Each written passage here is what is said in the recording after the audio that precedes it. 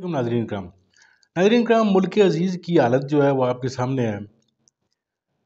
किस तरीके से जोड़ तोड़ करके चोरों और डाकुओं को मुसल्लत किया जा रहा है। नवाज शरीफ साहब की जो आमद है, कैसे केसेस उनके माफ़ हुए, ये सारी चीज़ें जो हैं, इरशाद भट्टी साहब जो है हमारे मुल्क के बड़े ज़बरदस्त साफ़ी हैं और खरी बात कहते हैं। उनका एक प्रोग्राम है, वो करते हैं यूट्यूब पे। ज़रा उनकी खरी बातें सुनते हैं, फिर इसके बाद इस पे बात करते हैं।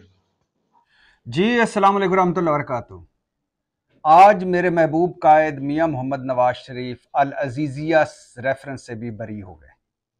एवनफील्ड फ्लैगशिप के बाद अल अजीजिया रेफरेंस से भी बरी हो गए। पनामा लीक्स 2016 में हुई और आज 7 साल बाद 1 अरब रुपया लगाने के बाद वहीं आ गए जहां से चले थे। सवाल ये पैदा होता है कि ये सारा कौम को धोखे में क्यों रखा गया। अगर आप ताकतवरों और पैसे वालों के खिलाफ एक्शन लेकर उस पर कायम नहीं रह सकते, अगर आप सिसिलियन माफिया और गॉडफादरों के आगे बेबस हैं, तो ये सारे ड्रामे ना किया करें। पनामा लीक्स हुई थी, उसी वक्त छोड़ देते, कह देते कि हाँ मियां मोहम्मद नवाज शरीफ और उनके ख़ानदान का हक है कि वो जो चाहें करें, लिहाजा आगे बढ़े। ना 1 अरब रुपया लगता, ना इतने ये अदालतों और जजों और एक पूरी कंपेन चलती, ना इसमें सजाओं वाला जाली ड्रामा होता, ना फिर उन सजाओं को ख़त्म करने वाला जाली ड्रामा होता। मैं आपको आज सिर्फ एक बता रहा हूं कि ये मामला शुरू कहां से हुआ, किन किन मराहिल से गुजरा और आज कहां तक पहुंचा है। यानी 2016 में जो शुरू हुआ था मामला, 2023 में ख़त्म हो गया। इन 7 सालों में क्या हुआ, ये आपको बताने की कोशिश करता हूँ। ये मेरा ये जो वीडियो है, ये आपने संभाल कर रखनी है।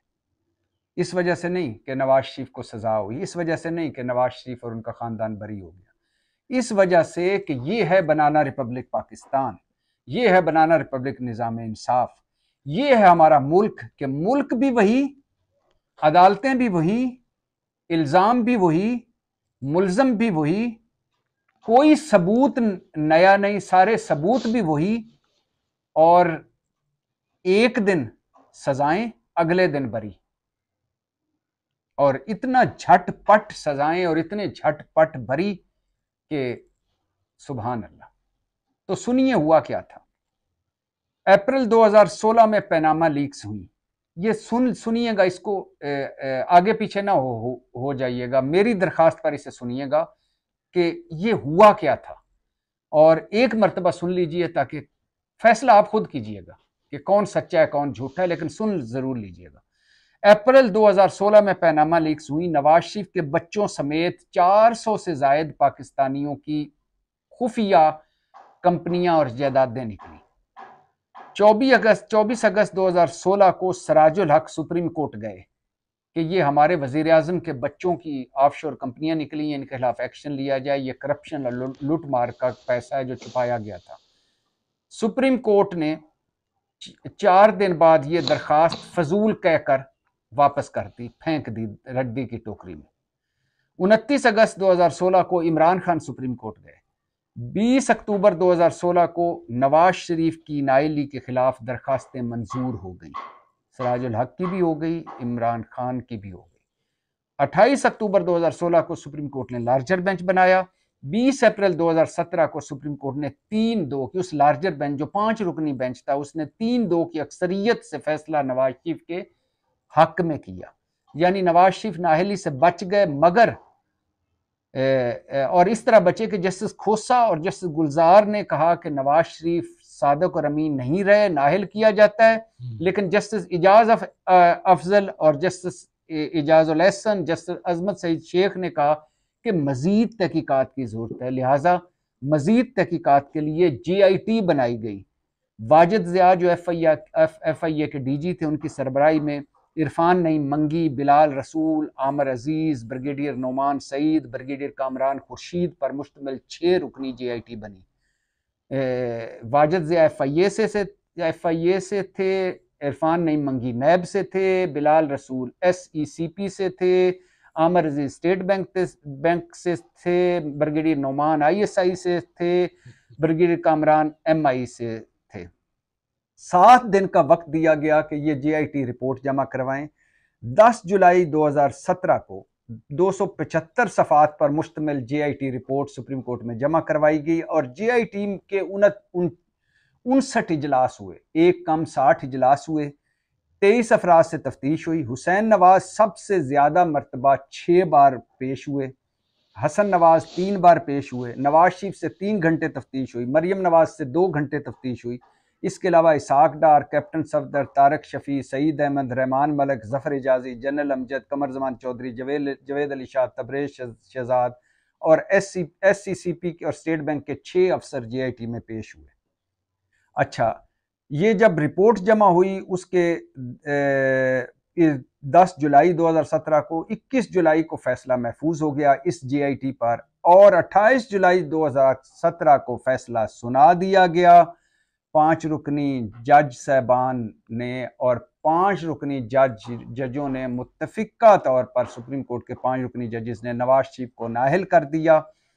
2 जजेस, अब ये ज़हन में रखिए, काबिल जिक्र पॉइंट, ये 2 जजेस गए एवनफील्ड फ्लैट्स पर कि नवाज शरीफ ने पैसा कमाया कैसे, भिजवाया कैसे लंदन और फ्लैट्स कैसे खरीदे, इस पर नाअहल किया जाता है। 3 जजेस ने कहा कि उन अकामा पर नाअहल किया, जिस पर मुस्लिम लीग नून ने कहा कि किस पर नाअहल किया, बेटे से तनख्वाह ना लेने पर और बेटे की तनख्वाह लेने पर, और वो भी नहीं ली, उस पर अकामा पर नाअहल कर दिया। 2 जजेस ने एवनफील्ड फ्लैट्स पर नाअहल किया, 3 जजेस ने अकामा पर नाअहल किया। अच्छा, 6 हफ्तों में सुप्रीम कोर्ट ने कहा कि 3 रेफरेंसेस दायर करें। रेफरेंसेस दायर होने के 6 माह के अंदर फैसला किया जाए। जस्टिस एजाजुल एहसन जो थे, सुप्रीम कोर्ट ने इनको मॉनिटरिंग जज बनाया कि ये रेफरेंसेस और एहतसाब अदालतों की मॉनिटरिंग करें ताकि ये विद इन जो जितना टाइम फ्रेम है उसके अंदर मुकम्मल हो काम। 13 सितंबर को नैब की तरफ से शरीफ खानदान और इसाक डार के खिलाफ रेफरेंसेस का आगाज हुआ। शरीफ खानदान पर 3 रेफरेंस दायर हुए, एवनफील्ड, फ्लैगशिप, अल अजीजिया रेफरेंसेस और इसाक डार के खिलाफ आमदन से जायद असासों पर रेफरेंसेस दायर हुए। अच्छा, जज मोहम्मद बशीर के पास गया एवनफील्ड।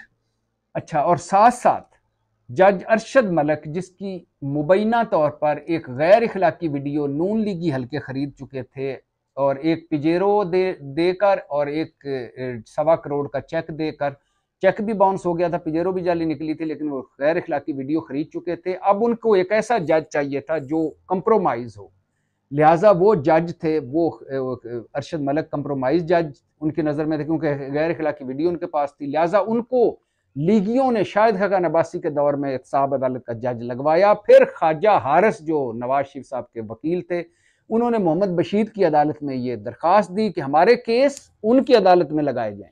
मोहम्मद बशीर साहब ने रिजेक्ट कर दी।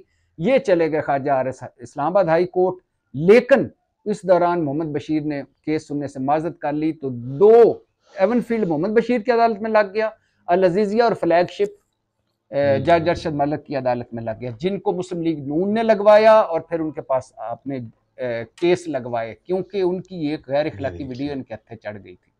मुबैना तौर पर यह कहानी थी पूरी। अच्छा, फ्लैगशिप पे टेक्निकल बुनियादों पर बरी हो गए नवाज शरीफ, जज अरशद मलिक ने बरी कर दिया। एवनफील्ड पर मोहम्मद बशीर ने सजा दी, अल अजीजिया पर जज अरशद मलिक ने सजा दी। 3 जुलाई 2018 को आम इंतखाबात से 22 दिन कबल पहले फैसला महफूज हुआ। 6 जुलाई 2018 को एहतसाब अदालत ने सजा सुनाई पहली। 13 जुलाई को नवाज शरीफ, मरियम नवाज लंदन वापसी पर इन एयरपोर्ट पर गिरफ्तार कर लिया गया। इसी दौरान, अच्छा, ये आपको मैं बता दूं कि एवनफील्ड रेफरेंस जो था, जज मोहम्मद बशीर ने 19 सितंबर 2017 को केस की पहली समाअत की। 26 सितंबर 2017 को नवाज शरीफ पहली बार पेश हुए। फ्लैगशिप 20 अक्टूबर को फर्द जुर्म आयद हुई। इसी दिन हसन और हुसैन नवाज को मफरूर करार दे दिया और जो मेन गवाह थे इन केसों के वो थे हसन नवाज और हुसैन नवाज, और हाउस ऑफ शरीफ फैमिली ने इन्हें कह दिया कि ये तो गैर मुल्की हैं, इन पर इस मुल्क का कानून लागू ही नहीं होता और इनको लंदन भिजवा दिया। अच्छा, 18 दिसंबर को आखिरी पेशी हुई फ्लैगशिप की, 135 पेशियां हुई फ्लैगशिप की। एहतसाब अदालत 1 में 183 समातें हुई, एहतसाब अदालत 1 और एहतसाब अदालत 2 में। नवाज शरीफ 134 मरतबा एहतसाब अदालत में पेश हुए, 49 समातों से इस्तिस्ना हुआ। जज मोहम्मद बशीर की अदालत में 103 समातें हुई जो एवन फील्ड की, और फ्लैगशिप और अल अजीजिया में जज अरशद मलिक की 80 समातें हुई। 15 बार नवाज शरीफ को अडयाला जेल से लाया गया, 1 साल 3 माह केस चले, फ्लैगशिप से बरी हुए, अल अजीजिया और एवन फील्ड से सजा हुई। इसी दौरान नवाज शरीफ, मियां मोहम्मद नवाज शरीफ जो जेल में थे, उन और फिर उनकी और साबका इस्टेब्लिशमेंट के राब्ते बहाल हो गए। नवाज शरीफ को फिर VIP प्रोटोकॉल मिलना शुरू हो गया। नवाज शरीफ की 3 मेडिकल रिपोर्टें, 3 अस्पतालों में 5 मेडिकल रिपोर्टें हुई। फिर नवाज शरीफ को कराची, लाहौर, इस्लामाबाद के डॉक्टरों का एक बोर्ड भी चेक करता रहा। फिर नवाज शरीफ के लिए मुबैना तौर पर जाली मेडिकल रिपोर्टें बनाई गई, बताया गया कि ये बीमार हैं, सडन डेथ का खतरा है। इस्लामाबाद हाई कोर्ट और सुप्रीम कोर्ट में दरखास्तें दी। इसी दौरान नवाज शरीफ को 8 हफ्ते के रिलीफ पर किसी मुजरम को पहली दफा सुप्रीम कोर्ट ने घर भिजवाया कि आप जाके आराम करें, आप बहुत बीमार हैं। और इसी आराम के दौरान जज अरशद मलिक को ब्लैकमेल करके मुबैना तौर पर नवाज शरीफ की अदालत में पेश किया गया। मतलब जज पेश हो रहा है मुजरम की अदालत में, रायबंद में। अच्छा, फिर उसके बाद नवाज शरीफ का जैक लग गया, जुगाड़ लग गया। मुस्लिम लीग की डील मुबैना तौर पर डील हो गई। ख्वाजा आसिफ बता चुके हैं कि इस्टेब्लिशमेंट की मदद से नवाज शरीफ को लंदन भिजवा दिया गया। शहबाज शरीफ गारंटर थे। 50 रुपए के स्टाम्प पेपर पर शहबाज शरीफ की गारंटी पर नवाज शरीफ लंदन चले गए इलाज के लिए। 4 हफ्तों के लिए गए थे, वापस 4 सालों बाद आए। वहाँ एक मफरूर और मुजरम ने पहले इमरान हुकूमत गिराई, फिर अपनी हुकूमत चलाई 16 महीने की। और जब वापस आए तो किसी अदालत ने 4 सालों में किसी अदालत ने शहबाज शरीफ से ये नहीं पूछा कि भाई आपका भाई जो था 4 हफ्ते के लिए आपकी गारंटी पर गया था तो किधर है, किसी ने नहीं पूछा। और फिर जब नवाज शरीफ वापस आए 8 हफ्तों के लिए 4 साल बाद, तो किसी अदालत ने ये नहीं पूछा कि आप तो 4 हफ्तों के लिए गए थे तो आप क्यों उधर रहे, ना आपने इलाज करवाया, ना आपने अस्पताल में दाखिल हुए। गए भी थे तो मेडिकल रिपोर्ट जो जमा करवाई थी बीमार हैं, आए भी हैं तो उससे पहले जो मेडिकल रिपोर्ट जमा करवाई बीमार हैं। इसी दौरान जज अरशद मलिक की ऑडियोज वीडियोज आई, जिसको मुस्लिम लीग नून ने बड़ी खूबसूरती से अपने लिए इस्तेमाल किया और ज़हनों में रह के जज अरशद मलिक की मुबैना तौर पर एक गैर इखलाकी वीडियो थी जो 2002 से 2003 के दौरान मुल्तान में रिकॉर्ड हुई थी। वो मुस्लिम लीगियों के हत्थे चढ़ी थी। उस वीडियो की, गैर इखलाकी वीडियो की मुबैना तौर पर ब्लैकमेलिंग से और ऑडियो वीडियोस बनाई गई। मरियम नवाज ने 6 जुलाई 2019 को एक प्रेस कॉन्फ्रेंस खड़काई कि अरशद मलिक जो है ये अपनी मर्जी की ऑडियो वीडियोस बनाई कि मैंने गलत फैसला दिया और ये किया। तो कहा कि देखो ये जज अरशद मलिक को तो एस्टेब्लिशमेंट ने दबाव डाला था तो सजा दी थी। अच्छा, उसके बाद वो ऑडियो वीडियो से मुकर गए। ना वो ऑडियो वीडियो कल अदालत में पेश की, ना आज की, उससे मुकर गए क्योंकि उसको अदालत में पेश करते उन ऑडियोज वीडियोस को जो अरशद मलिक की बनाई हुई थी तो साबित करना पड़ता, कि असली साबित करना पड़ता, वो कर नहीं सकते थे। तो लिहाजा वो कट वर्ड करके एडिटिंग करके तो वो चलाई हुई थी, लिहाजा उससे मुकर गए। और इस सारे फिर ये इक़्तिदार में 16 महीने के बाद आ गए। नैब नाज़रीन काम बातें आपने सुनी, इरशाद भट्टी साहब का जो दुखड़ा है वो आपने सुना। इरशाद भट्टी साहब जो है वो बड़े मीठे अंदाज से जो है इन मेरे महबूब कायद की जो है वो शलवार उतारते हैं, नंगा करते हैं इनको नाज़रीन का। लेकिन जहाँ पर एक तरफ जो है वो करप्शन के अंबार पड़े हों, जहाँ पर एक तरफ पैसे की चकाचौंध हो, जहाँ पर एक तरफ उनको नज़र आ रहा हो कि अगले 5 सालों में इन्होंने क्या क्या चीज़ें यहाँ से लेके जानी है, तो नाज़रीन काम फिर इज़्ज़त जो है वो कहते हैं कि आनी जानी चीज़ होती है।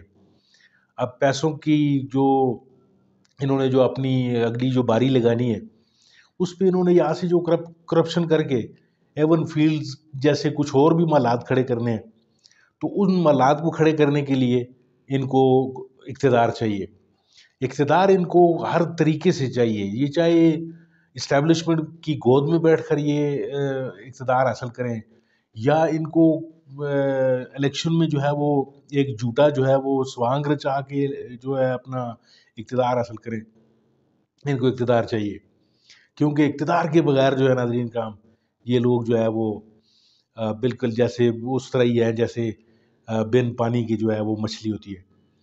तो अल्लाह पाक इस मुल्क के अज़ीज़ को जो है नाज़रीन किराम, इन जैसी सियासतदानों से जो इक़्तिदार में आना जो है वो सिर्फ़ और सिर्फ़ करप्शन को करना या अपने झूठे जो केसेस जो उन पर जो बने हुए थे, जो करप्शन के केसेस बने हुए थे उनको माफ़ कराना ही अगर है तो नाज़रीन इकराम फिर इस मुल्क का अल्लाह ही हाफ़िज़ है। लेकिन अब एक चीज़, एक उम्मीद की किरण जो है वो रोशन नज़र आती है कि अब अवाम जो है वो जाग गए हैं। अवाम जो है वो चोरों, लुटेरों और इन डाकुओं को पहचान चुके हैं और इंशाअल्लाह अज़ीज़ मेरे मुल्क के लिए जो है एक कामयाबी का सूरज तुलू होने वाला है। तो नाज़रीन इकराम, बहुत-बहुत शुक्रिया आपने वक़्त निकाल के इस वीडियो को देखा। अगर आपको ये वीडियो अच्छी लगी तो नाज़रीन इकराम मेरे चैनल को सब्सक्राइब कीजिए और मेरी इस वीडियो को लाइक कीजिए। आपका बहुत-बहुत शुक्रिया।